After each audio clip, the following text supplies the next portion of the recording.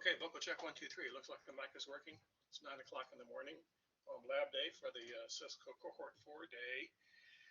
And before I go to the lab today, I want to reemphasize this Texas Netacad Career Fair webinar that's going to be in a little bit over 2 weeks. And if you go to the MyTCC Blackboard and click on this bottom link, you will get a PDF file that shows that this is going to be a great event where you'll attend remotely via WebEx. It's like Cisco Collaborate. It's like Zoom. And there's going to be 5 hiring employers from the Dallas-Fort Worth area there. We got Presidio and Computer Discount Warehouse. There'll be 5 different hiring managers there talking about the CCNA job opportunity situation in the Dallas-Fort Worth area, which is good. Got a lot of employers in Dallas-Fort Worth looking for CCNA, certified CCNA skilled people, even early career people. So check it out. It's free. Register. Get to the event, get some knowledge about what's going on in this area here. Highly recommend it. They've been doing this now for about a year now, virtually, and eventually we'll get back to the in-person fairs. We were having big in-person job fairs where we'd have a couple hundred kids show up at the Education Service Center and meet employers face-to-face and get job offers on the spot. Okay, let's see now. The presentation for today is on the lab. I had the misprint in this. It's the lab 5313 DNS traffic and lookup. So that lab looks like this. And I'm going to do this. I'm going to try to do this on the student workspace, which is by the way, the student workspace has got the brand new version 8, latest version of Packet Tracer installed on it. Now, it didn't work for a week or two. They were upgrading the VDI subsystem, but it's working now. So I'll illustrate that, and then we'll try to do the Cisco lab here from the command prompt, seeing if we can do the NSLOOKUP function to Cisco and make it work properly. Okay, let me see. Now, to do this, I'm going to need to exit this and go back to my TCC front page. You would get out of this class and go back to your main TCC page, and look at the very bottom here where it says TCC Virtual Desktop Infrastructure. Add favorites here, and let me see now. I may be logged in with the wrong version. Hang loose. I'm gonna log off. I'm gonna sign off. I think I need to log back on to.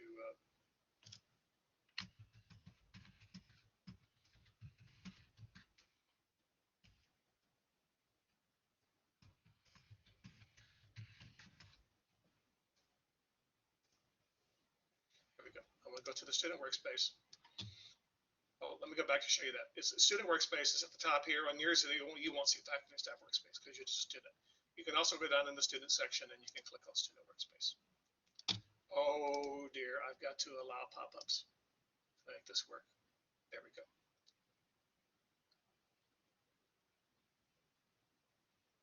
So what it's going to do is log me onto a server farm that's at our data center in downtown Trinity River campus. And we're going to pop up a copy of Windows 10, and this works even if you got a crummy Chrome desktop that has 1 gig of memory or something like that. I haven't tried it on a tablet or a phone yet, but it's going to boot up into a copy of Windows here. And let me test and make sure that this packet tracer is still working here, and then we'll go to the command prompt and we'll do this lab for today. It takes a few minutes to boot up. Looks like I got my thing here. So this is just a web browser. You can run any web browser, any machine that has a web browser at all, and you can get a Windows 10 desktop on it. So I'm going to click on here and type Cisco. Oh, there's Cisco Packet Tracer. So let me go ahead and launch that for a second, just to illustrate it's the new version 8.0.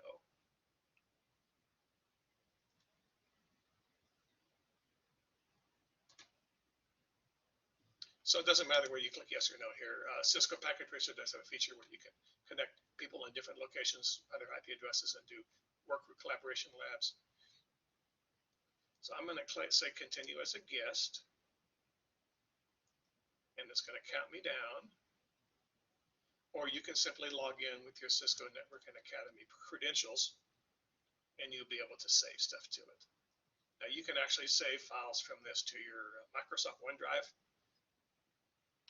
and you can have it saved, because normally when you log out of the student VDI, it loses everything.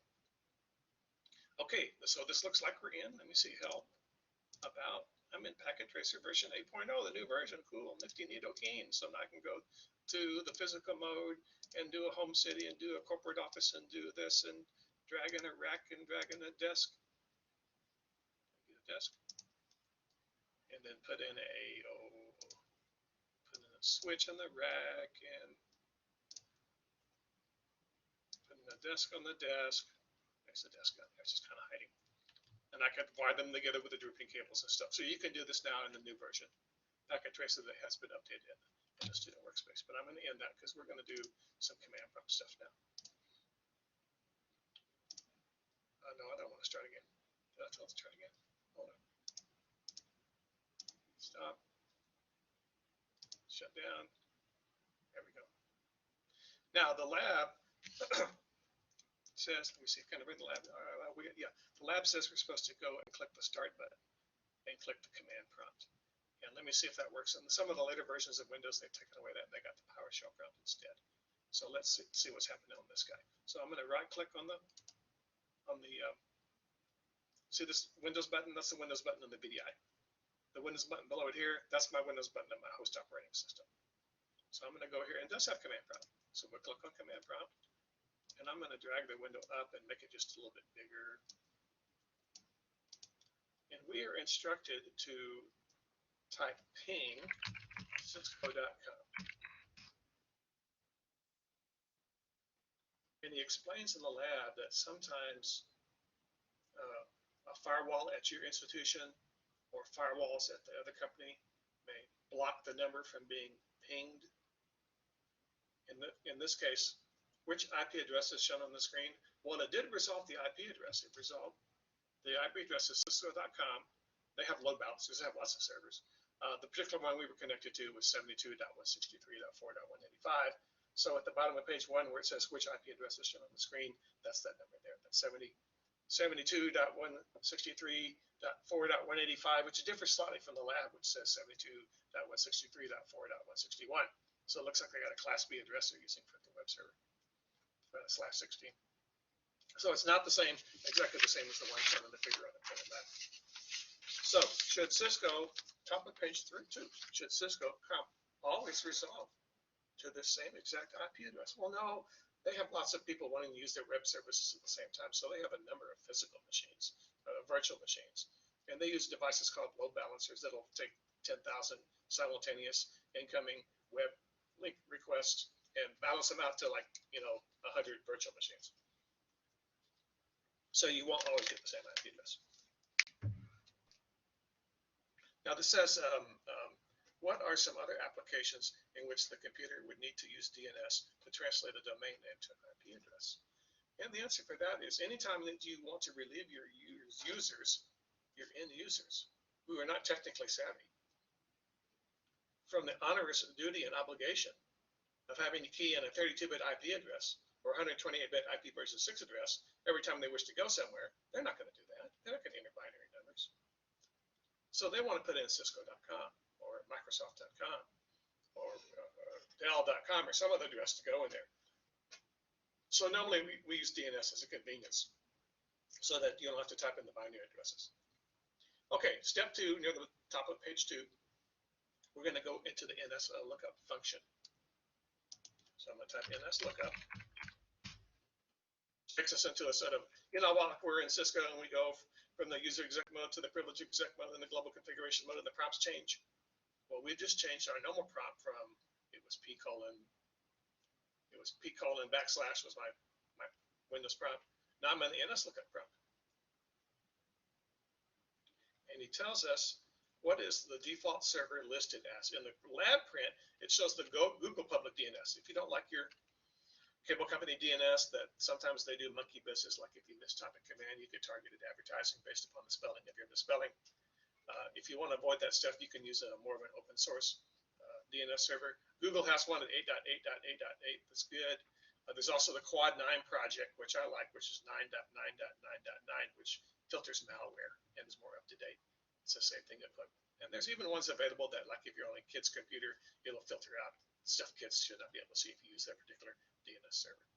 So our DNS server is listed as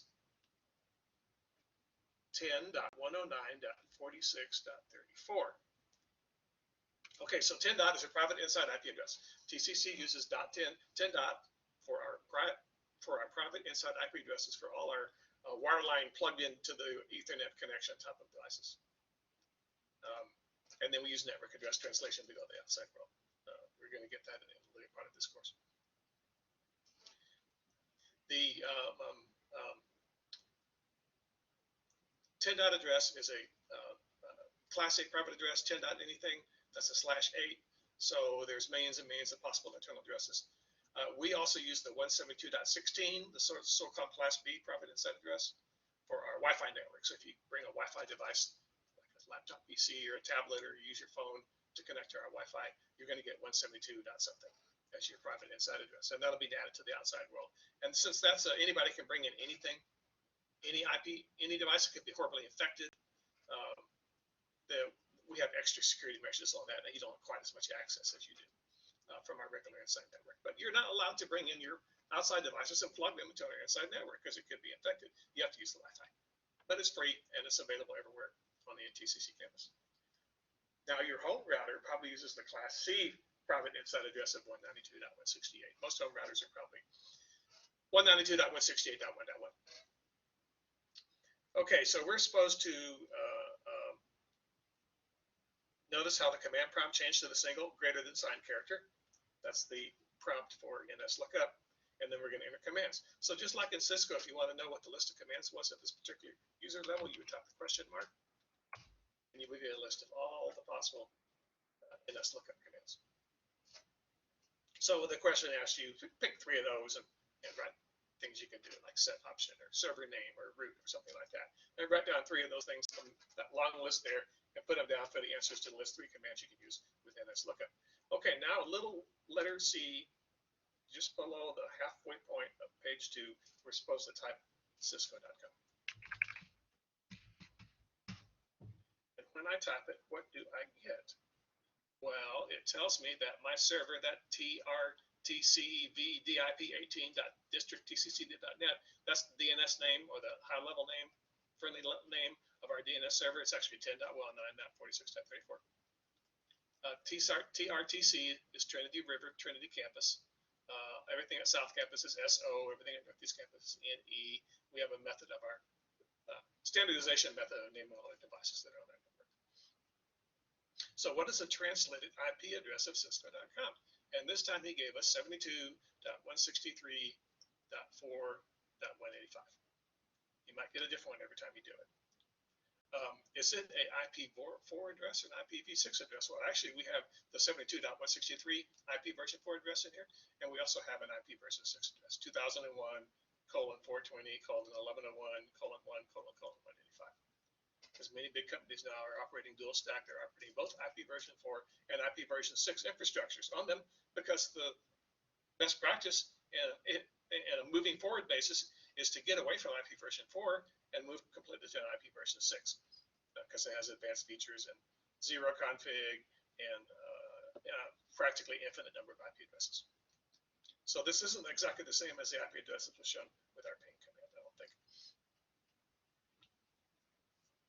So at the command prompt, I think he means at the nsconfig command prompt, we're going to type that 72.163.4.185.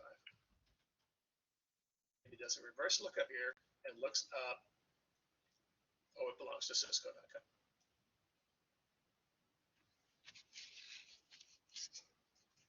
So that matches the name result. And then we have a redirect code inside Cisco itself. That's totally normal and to be expected. Okay, bottom of page 2, step 3, identify the mail servers. Okay, so if you just type the address Cisco.com, that's going to go to their main web server, Hypertext Transfer Protocol server, HTML server. We want to see their mail function. So let's go to the NSLOOKUP prompt and set the type to be equal to MX, which is the DNS code for a mail server. And then type Cisco.com. And now we're getting information about the mail service identification here. We're getting we're getting first of all, we get the name of our server here, District Trinity River campus that looked up the answer for us.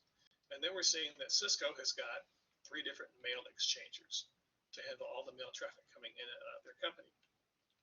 And they give the IP address as 173.37.147.230 is the master email address. If you were a simple mail transfer protocol server, SMTP server, and you want to send email to relay somebody to somebody at Cisco, you would resolve that IP address 173.37.147.230, and you would send it to that particular location.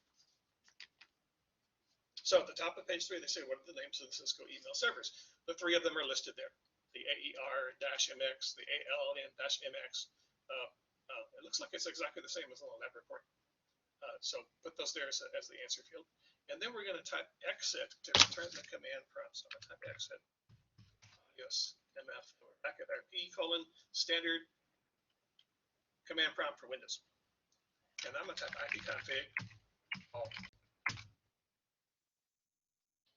Bunch of stuff here that lists the DNS servers that our school uses, and here are our DNS servers. 10.109.46.11.18. We typically have an organization or a DNS, somebody that provides DNS services will typically have 2 or more of them, kind of in round robin service. So if one's busy, the next request will go to the second one. And remember that DNS requests from host client workstations that are requesting quick, what's the IP address for Cisco.com? Is a UDP request. Quick and dirty, no TCP three-way handshake. They just quickly want to get an answer. If they fail to get an answer from the first DNS server, after a few seconds, they'll try the second one until they get the answer. So the IP addresses, these are the 3 IP addresses that the DNS service at our school computer uses in the middle, that little E question in the middle of page 3. Write those 3 down. And then the reflection questions, I don't really require the reflection questions, but let's talk about what the answers would be. If your school did not have a DNS server, how effect would this have on your use of the internet? And, well, gosh, you would have to type in binary IP addresses for everywhere you wanted to go to. No one's going to put up with that. But at home, you don't have a DNS server. So how do you use the internet? You use the DNS service that's provided by your cable company. Or you can go to your Windows Network Control Panel and change, instead of use the one that DHCP gives me, you can change it to 8.8.8.8 and use Google, or you can use 9.9.9.9 and use the Quad 9 project. If you don't want to use your cable company or ISP's DNS, or the DNS goes bad, because if you lose DNS, you can't connect anywhere.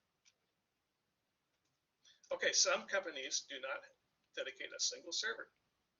Instead, the DNS server provides other functions as well. What functions and what might be included on a DNS server? So you notice on this particular server that we listed that lists both a DHCP server and a DNS server. So in a big company, we probably have separate DNS servers. We probably have separate DHCP servers. But in a medium or small based company, we might have one server, like maybe a departmental workgroup server or an office remote location server. And it's going to be doing everything. It's going to be doing file and print services for the people at that location. It's going to be the DNS lookup function. It's going to be the DHCP assign IP addresses to everybody at that location. It's going to be shared folders that the people in the accounting department can share with their other people. It's going to be several different functions. And Microsoft used to install all this stuff by default. There's like Windows 2000. Installed the web service and the FTP service and all the stuff by default. People didn't realize it. And the hackers would use them for free storage to store their wares, tell their friends what IP address to go and download those. So beginning with about Windows 2003, they no longer install all of these services by default. You have to specifically specify when you install Windows Server what do I want to be in there. Do I want to be just a file server and a print server? Do I want to be just a DNS server? Do I want to be a big back office server for the whole small company? I want to be DNS and DHCP and file and print and share services and the web service and the FTP service, all this stuff at the same time. You can specify that when you install it now.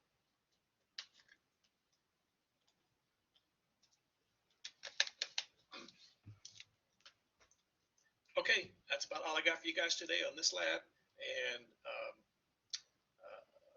I'm going to stop recording now.